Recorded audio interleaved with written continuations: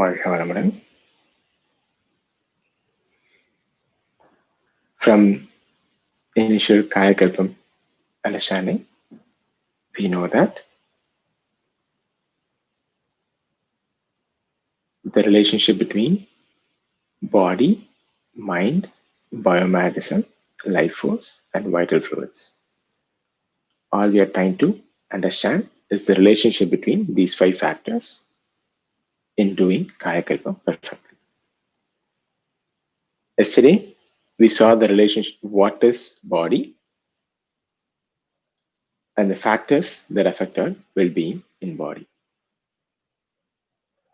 The key takeaway from understanding about body is composed of cells and the functions of each cell in the body and the need for input and output excretion. We saw that each cell's role is in absorbing energy, and whatever is not there, it will send it out. This is what we studied yesterday. Today, we'll go more deep into understanding what is mind. Okay. And to clearly understand this, let's take 2 frameworks. One is what is that we are experiencing at this moment, our sensation and perception. And other one is what we have already experienced. That will become memory. Based on that, we'll be getting a lot of emotions. That is the 2 factors. So based on these 2 factors, let's understand and completely appreciate this. Okay. So first, start with understanding what is perception. What is your, you guys should be having a sweet, right? You guys like sweets? What is your favorite sweet?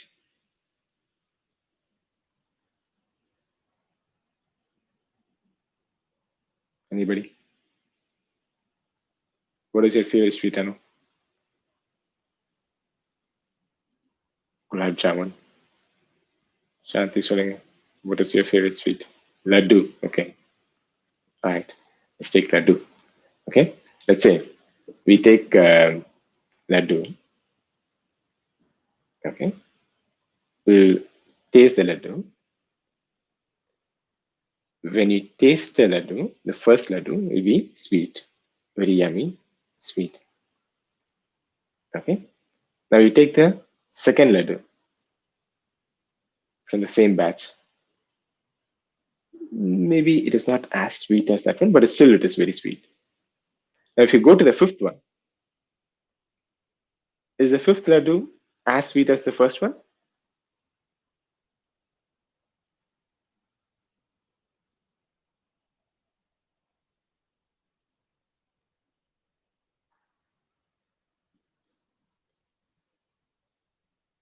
It will be, is the 5th laddu as sweet as the first one?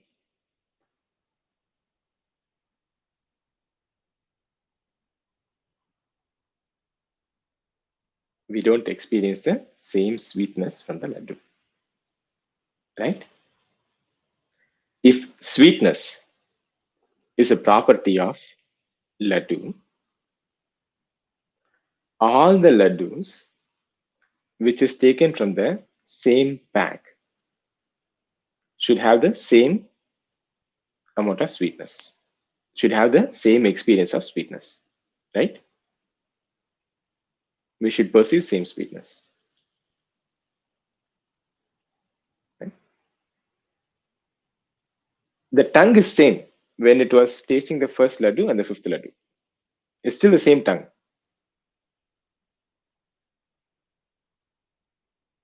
Right? If sweetness is just coming from the tongue, then the first laddu should be as sweet as the 5th one, isn't it?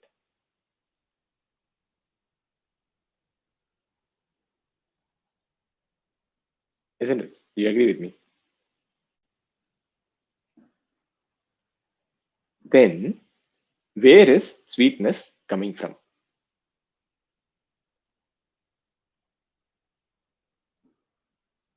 If it is just coming from the laddu, then any number of laddus which is being taken from the same box should have the same amount of sweetness. If it is just coming from the tongue, it is the same tongue from before and after. It should still have the same amount of sweetness. So that means the property of sweetness, the experience of sweetness, is not just coming from these two. Among these, there is some interaction happening, and that interaction is what is causing it. Okay. To understand that interaction, let's keep our hands like this. Okay.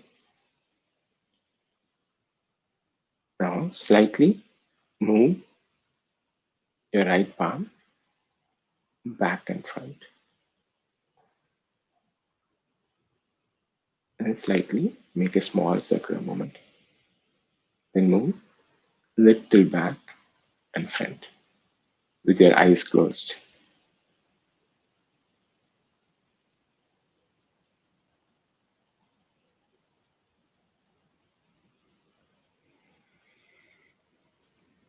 Did you notice anything? Satish?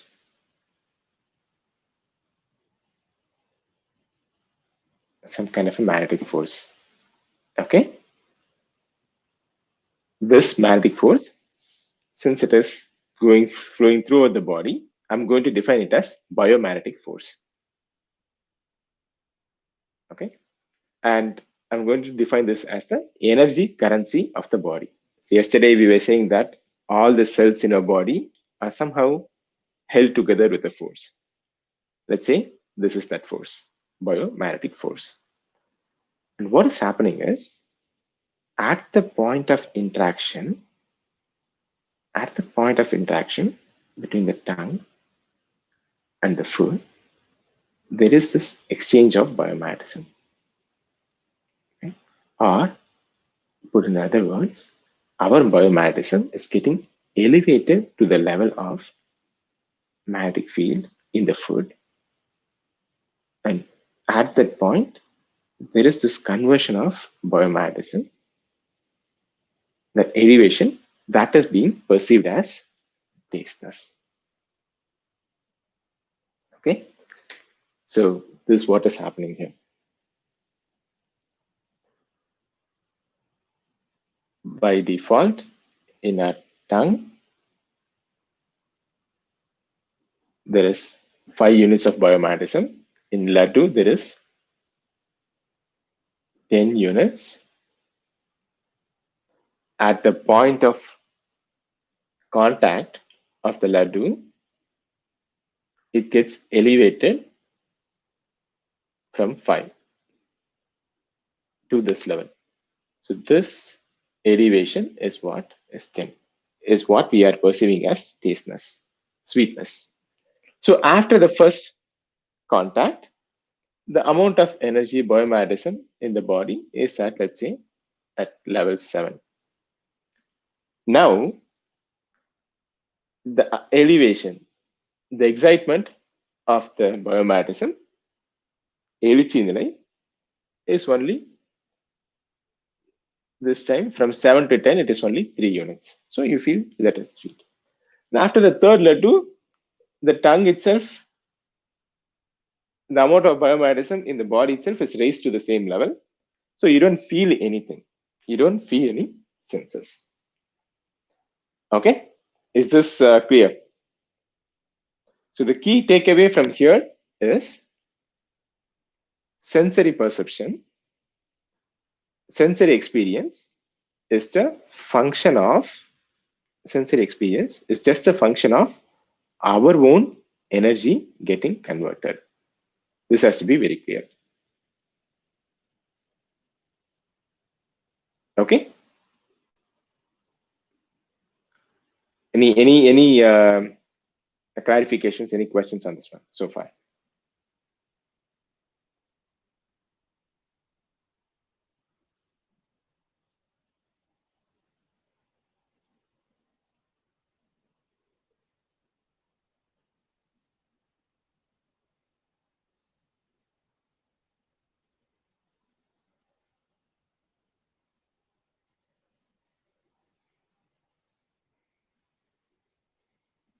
Okay, fantastic question.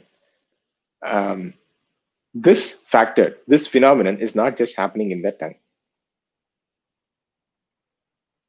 This is the same thing which happens in our skin, sense of touch. It's the same thing which happens in our ears as well. So, for example, there is a level of biomagnetism. See, when you're hearing the sound, when you're hearing a sound or noise, only till certain level we'll have this excitement. After that certain level, in that instrumentation, in the tongue, it's in the ears itself, we'll not be able to hear that sound. Say, for if it is ultrasonic sound, beyond 20 kilohertz, you'll not be able to excite at all, right? And that means what is happening? The energy from the ears, the biomagnetism, it is interacting with the energy which is coming from the sound. When it is beyond a certain level, it is not able to interact at all. Similarly, with respect to eyes, right? Initially, um, there is this very famous blue dress versus white dress in internet, which spinned all over the internet. You remember that? Right? Ah, man, I will send that to you. Okay, so there is see our perception of a color. Okay, our perception of the color. It is not just in the object. It is in how we interact with an object. This color. Okay, what is this color? Red and white.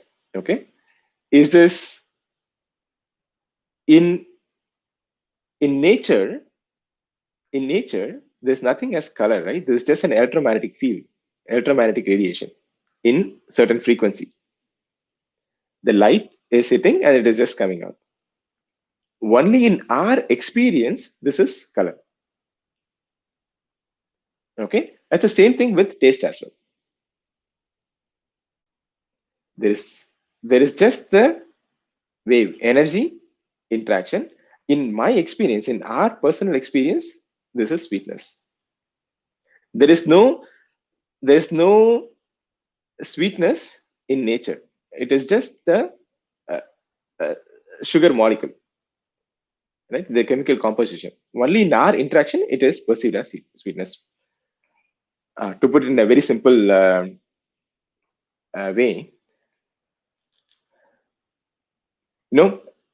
nobody in the world, the humankind, doesn't know the taste of cyanide. You know that? Because cyanide, when you take it and put it in the tongue, at the point of contact, it just reacts so fast. Within few seconds, the person will die. So all we know about cyanide is the taste of cyanide starts with yes, because somebody tested it, giving it to the person, and as soon as he took and put it in his mouth, he started writing the first letter as yes. Afterwards, he died. It could be salty, it could be sugary, it could be sour, but we don't know what is the exact taste. We never know what is the exact taste of cyanide. So the taste, the experience of the tasteness is a function of us. It's function of that interaction of energy within us. Okay, that experience is within. That experience is something which happens within us. Okay, that is one very important thing. And cognition, the level of sweetness is the interaction of the magnetic field. Okay, these two factors we should be very clear. Any doubts on that?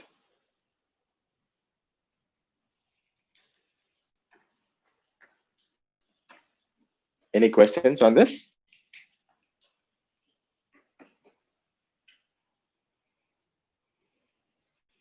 So let's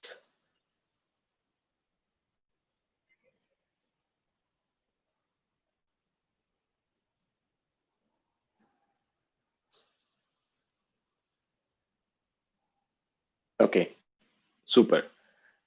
Um, let's call this as outer mind.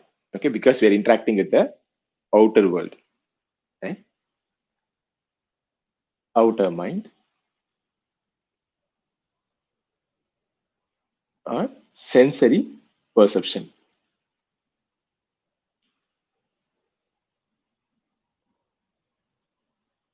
What is happening through our senses? Okay, what is happening through our senses? Let's call this as outer mind. This is a function of our attention and the cognition of and the interaction of biomagnetism is what we are perceiving as cognition. Okay, now let's get to the next factor. Remember in the beginning, I was telling that we need to make a subjective analysis. Right? Whatever is happening, we need to see from within, from the point of view of the subject, we need to understand. Right? Let's try to understand what is that subjective analysis means. So just a few seconds back, we studied with respect to perception, sensory perception. We saw that the sensory perception itself is a function of an individual. We understood.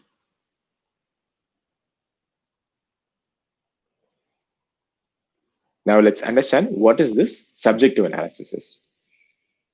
So let's understand what is subject. Okay, let's go back to our school grammar. Okay, when you say the statement, I watch TV. Here, watch is the verb. Object is TV, the entity on which the work is being done, activity is done. Okay, I is the subject, the one who is performing the work, performing the action. Right? Is it clear?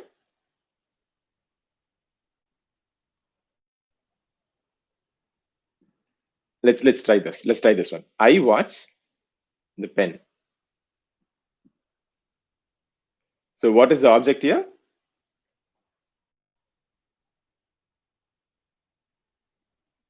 Pen. Verb, watch. Subject,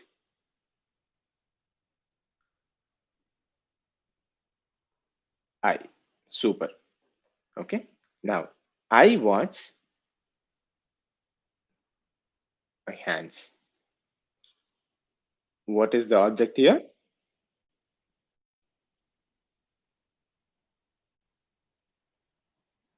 Hand.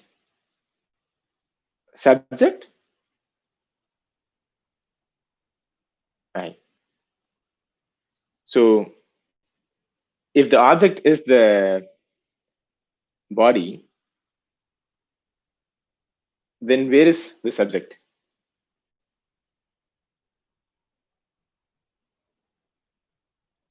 Who is watching the body?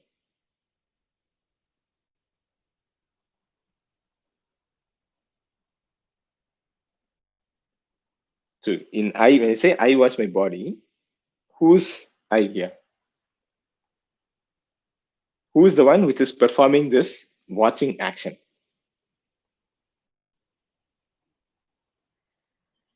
Hmm?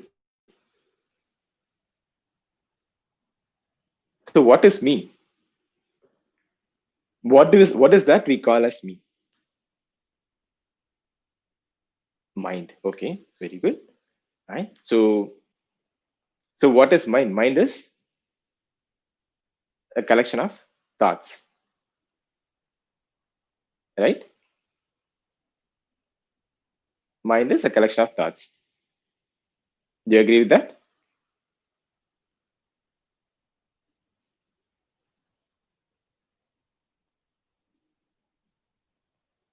No, now we are talking only about our subjective experience. Okay, let's research from our subjective experience. From your mind, only we see. Okay, and mind is thoughts. We saw collection of thoughts. The thoughts are coming from brain. Do you agree with that? That is how we have understood so far. That is how we have been taught. Right? I watch my thoughts. You can watch your thoughts, right? You can watch your thoughts, right? Have you noticed that what thought which is running in your brain? You can experience that. Have you done that experience? Had that experience? I watch my thoughts. So if the thoughts are the object, what is the subject that is doing this action?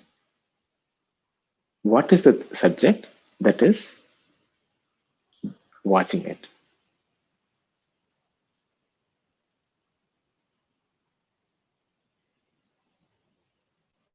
What do you guys think?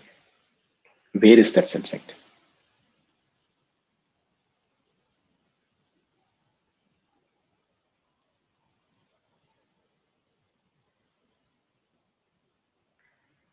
Is this act of watching, is this act of experiencing that a thought is occurring? Could that be also another thought? That doesn't make sense. It cannot be like a cyclic dependency, right? If that is the story, then let's take another way of analysis. Is there a time in the day where you don't have any thoughts?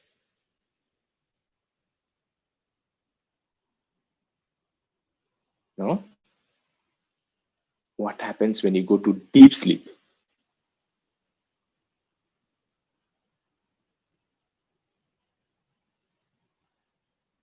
Ah, so the one that is watching that mind, where is that subconscious? That is a question.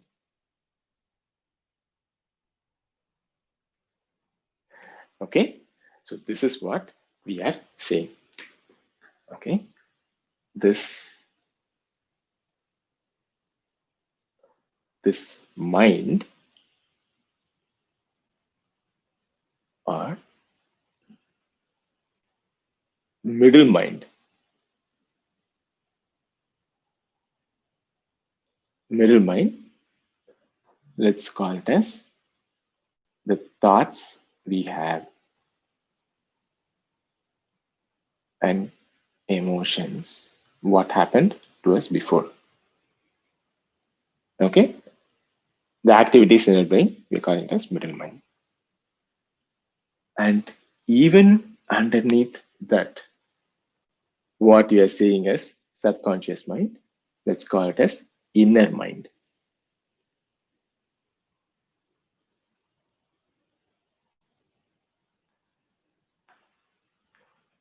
In Western psychology, they just say the same thing as, okay, there is something existing, but I don't know exactly what it is. So just say they are saying it as subconscious. But what this is, we are defining this as consciousness, arivu, consciousness, inner mind, almanam, consciousness. Okay, we just did this experiment that all throughout the day we do have thoughts. Apart from the time when you go to deep sleep, when we go to deep sleep, or when you go to sleep, sometimes you get a dream, right? And you know that a dream is an activity which is happening in the brain. some thought which is going in the brain. But you don't willfully control that activity. But it is happening, but you still know there is an activity happening in my brain.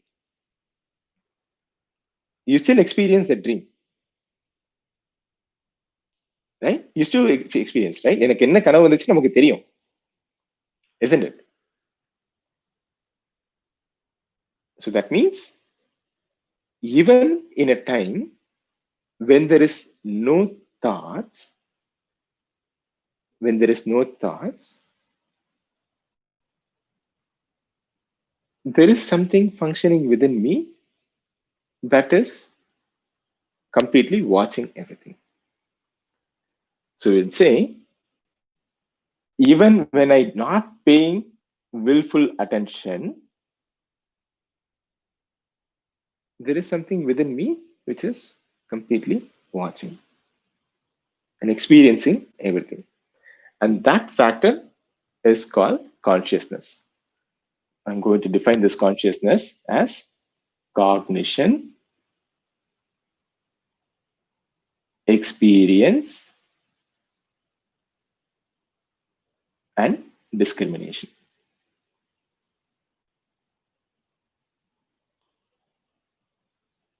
Okay, this consciousness projects through the brain as thoughts. உயிரின் படர்க்கை நிலையே மனம். When this consciousness projects through the senses, it transforms to the experience of sensory perception. That becomes the outer mind. Okay? So we need to very clearly understand. So the attention span, when we are paying attention, when we are this time, when we want to listen to something, what we do something, we are only controlling our attention. Wherever we spend our attention, we'll be able to appreciate the functioning of consciousness. We'll become aware of the consciousness being existing. We are being aware that, oh yeah, there is this function which is happening within me. We'll become aware of that. Okay, is this clear so far? So far from mind, what we have understood is it is the consciousness when it projects through the brain, we are experiencing a thought. We are experiencing a thought through the consciousness. Okay? And we are experiencing the sensory perception through the consciousness within us. To get this even more simple and clear, see, we always make this analogy of human mind with computer. Right? So let's say there is a hardware. In computer terms, we say hardware, right? Memory, hardware, storage. We used to relate the hardware with the brain. Right? When we first thought, when we were taught about computers in school, they said, okay, the computer has a CPU and memory. This is like a thinking machine. It is like a brain. It's a hardware, physical body, physical entity. And then inside the hardware, there is a program which is running, which is called software. That is like the mind, thoughts running on the computer. That is how we have been taught. Right? That is how most of the Western philosophy is also existing. Now, when you store something, when you change something and store something in this computer, where does it get stored?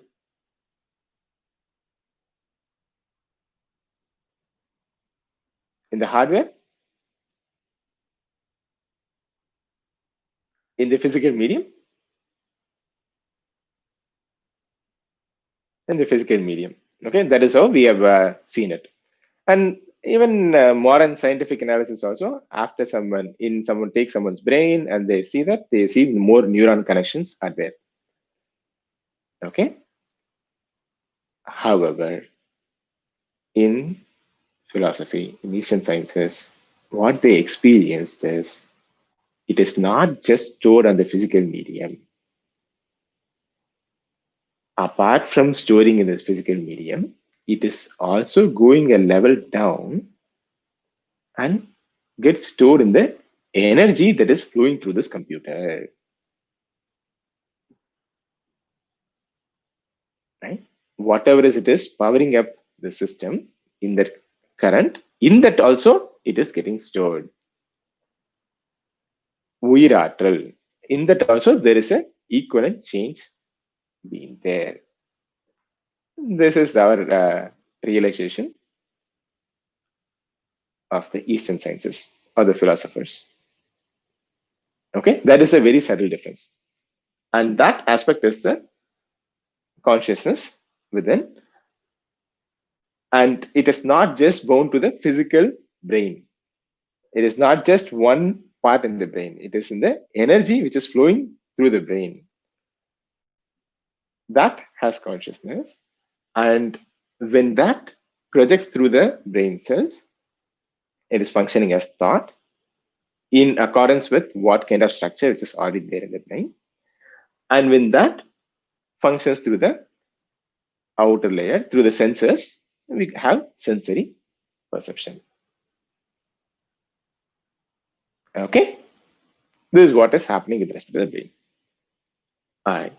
So today we studied about, we understood about what is the thought and what becomes awareness in a thought based on where we are giving our attention.